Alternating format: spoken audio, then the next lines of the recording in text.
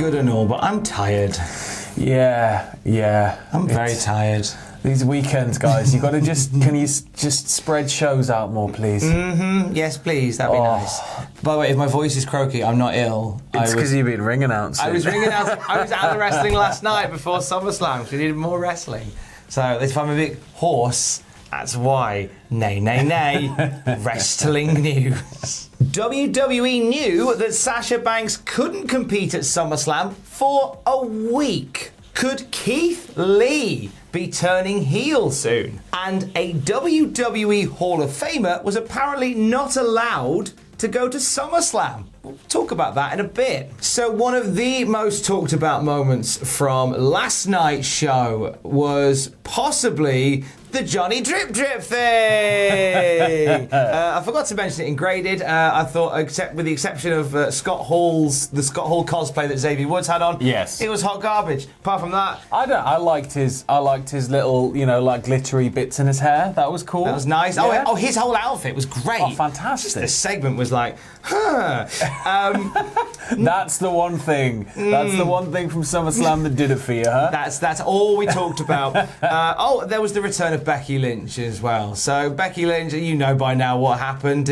Basically, if you don't know what happened, watch the end of WrestleMania 9 and just swap Hulk Hogan's face for Becky Lynch's. You're kind of there. So Dave Meltzer on Wrestling Observer Radio, following SummerSlam, talked about this, and they talked about like the details behind Becky Lynch's sudden jump into the title picture and the title match. And Dave says it happened because Sasha Banks wasn't going to be ready, and they wanted to make the fans happy. That seems fine. Yeah. But in principle, Dave goes on to say they've known for 8 days that Sasha Banks wasn't going to be at SummerSlam. Yeah. Over a week. That's where I kind of have there are many issues here. First and foremost, Bianca Belair should not be treated like that. No. Second, if you knew for a week and you knew you were going to give us the Carmella swerve anyway, why not let us sweat and moan about how much we hate the match for a week? Yeah. And let us just be like, Carmella, Carmella. But then I guess if Becky had come out, it would have been again, well, we were already getting it anyway. It's reactionary because of Punk. And it's like, okay, well, if you kind of take that out of the equation, like, I don't know, I think they could have maybe stretched this out a bit more and disappointed us initially to surprise us later. Yeah. And then, maybe given Bianca at least 4 or 5 minutes. Yeah. Just at least, because like 20 seconds is... One of the things that Dave says... But one of your strongest stars coming out of the period we've just been through, where the company needed carrying more than ever? One of the things that Dave Meltzer says, that his interesting theory is that there maybe he says, this isn't a definite, maybe there's a concern that Becky Lynch isn't ready to go full again. The fact that like 8 days out... That's why you put a belt on somebody, right? When they're not ready to go full again? I know.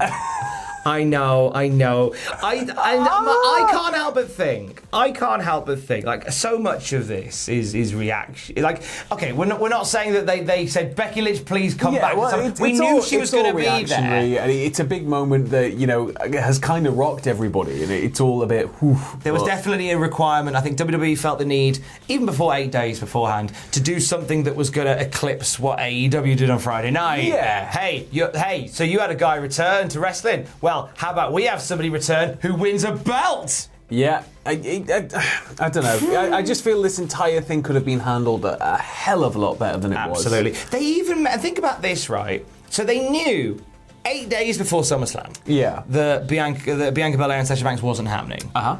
They made a video package. Yeah, and they spent most of the Go Home SmackDown referencing it and teasing it, and then there was a video package before the match, and then Bianca came out, and then it was like, oh, and Sasha's not here. And that made Bianca Belair look daft. The thing is, like, everybody knew Sasha wasn't going to be there. They'd been, keeping on top of the dirty sheets and the rumblings and rumours. Everybody was kind of prepped for that. But a lot of people, like myself included, I was like, well, what if not? What if it's all kind of a big whoa thing and she could still be present in some way, or she's clear by that point, or it could be one of those situations, but I don't know. You're not wrong, it was a whoa thing. It was more whoa thing. It was kind of like, what? What a roller coaster that was. Yeah. Oh no, no, Yeah, no, it'd be like kind no. of going up a roller coaster and then just kind of coming all the way down and going and stopping dead halfway down the hill, and it's like, how do we get off? And it's like you're stuck on this ride now forever. And so many people lighting up Twitter just saying like Bianca was done dirty, and she was, right? Yeah. And you'll get people that will say trust the process, follow, Yeah. like, you know, let's see where this goes. Do you know what? No, stop the process.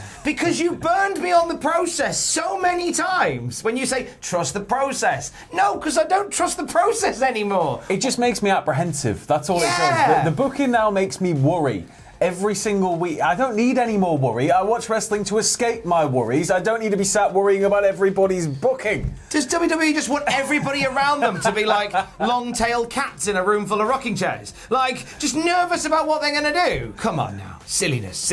I go off on this, ungraded. I won't do it anymore. Trust the process. Hey, talking of process, Keith Lee he's been doing dark matches. He's off TV at the moment. Yeah. And he's doing some dark matches on SmackDown to kind of help refine his character and see where they want to go. A possible big shift for our boy Keith Lee, isn't there, Sam, according to Body Slam? Yes, apparently Body Slam are reporting, or at least on this week's episode of SmackDown, that Lee worked what was clearly a squash match against developmental talent, and he made easy work of them in a heelish squash match.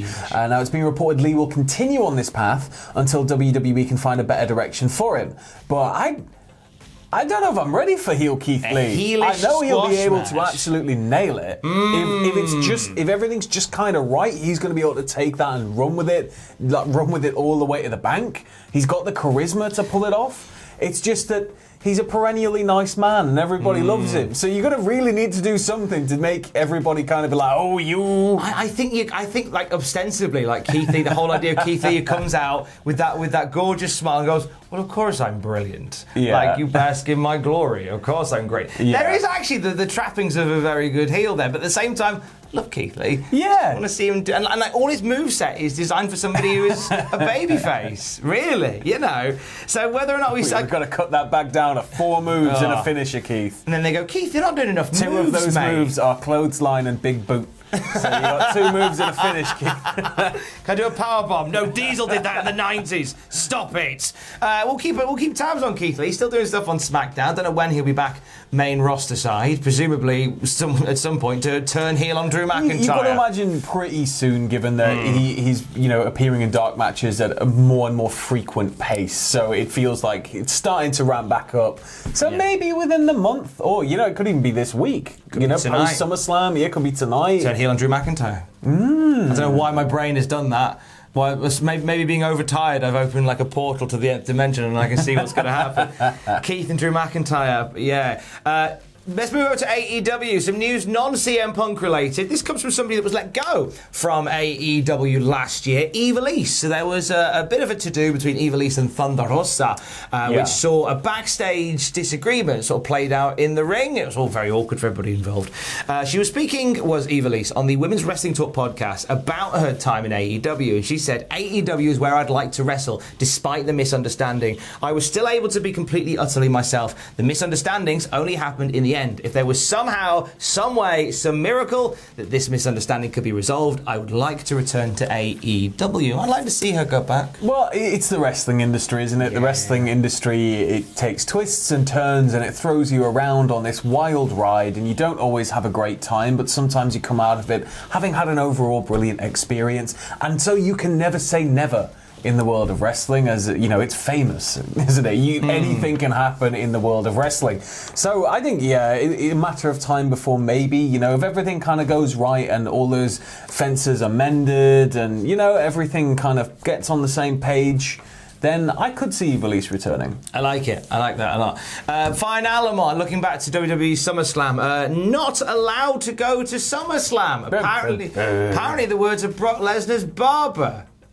I like Brock Lesnar. I am liking the new look. I like it. Do you know what? He can have a man bun, because what are you going to say about it? What are you going to try and cut it off? It looks like Brock Lesnar. It's great because he's gone for that look that he had when he had that random photo shoot in the Butchers. He looks like Goro from Mortal Kombat. He does. I said this earlier. He's like if Goro and Abe from Abe's Odyssey had a child. Oh. And just fed it lean meat and made it carry barrels full of I don't know, other lean meats upstairs. So maybe Brock Lesnar gets his own back on Brock Lesnar by possessing Paul Heyman. Oh, nice. You. He might crack out a couple of farts, get some giggles. It is not the barber, I'm being the silly boy. Nikki Bella is who we're talking about here. So several days ago, Nikki Bella went onto her socials and was looking for an outfit to wear for SummerSlam. And then in a recent post on the Instagram, Nikki indicated that she was not allowed to go to SummerSlam, putting out, when you're not allowed to go to SummerSlam in Vegas, lol. We're not sure why she'd have been banned from SummerSlam. Obviously, the initial thought is going to be, is it to do with John Cena? I was about to say, everything's going to probably immediately go, Cena got a butt. Like, it'll probably be, given what's happening in the world right now, and yes, I know there was a stadium with 50,000 probably unmasked people, and whatever. I've had a good old troll through the comments. I know what half of the audience thinks about this kind of stuff. But at the same time, there are protocols that you do have to follow. It could be related to something like that. The excess number of people backstage. You maybe can't have certain numbers of people in and around unless you're like key to the show. It could be any number of things. Yeah, it could be limited to that. I mean, there are still plans, from what we understand, for the Bellas to make a return one more time to do stuff in the women's tag team division. At the moment, you know what? I mean, the women's tag division is a weird old place at the moment. It is, and it needs. We've said this since day one. It needs some tender love and care, and it needs some good booking, and it needs strong names. And I think, as much as people are going to scoff at it, the Bellas are those things, and they will attract an audience to that division. So absolutely. But Nikki Bella was not in attendance at SummerSlam, and if you weren't, you watched it at home with us, and you can watch what happened at SummerSlam with Jack right now. Graded has just gone live on the channel as well. I give Bianca Belair and the Becky Lynch thing a bit of a shoeing. Apologies for that. And Ross, as we speak, is putting together WTF moments for SummerSlam, which will be along later today. And then tonight, because wrestling doesn't stop. No. So tonight we've got all the usual stuff we've been covering. Like, you know the deal by now. You know the deal. How about getting pumped for it by listening to a Sunday edition of the news podcast featuring Jack interviewing Ilya Dragunov. Nice. Top contender for the NXT UK Championship. Have a lovely day. Stay safe. Catch you later. Love you. Bye, Legator.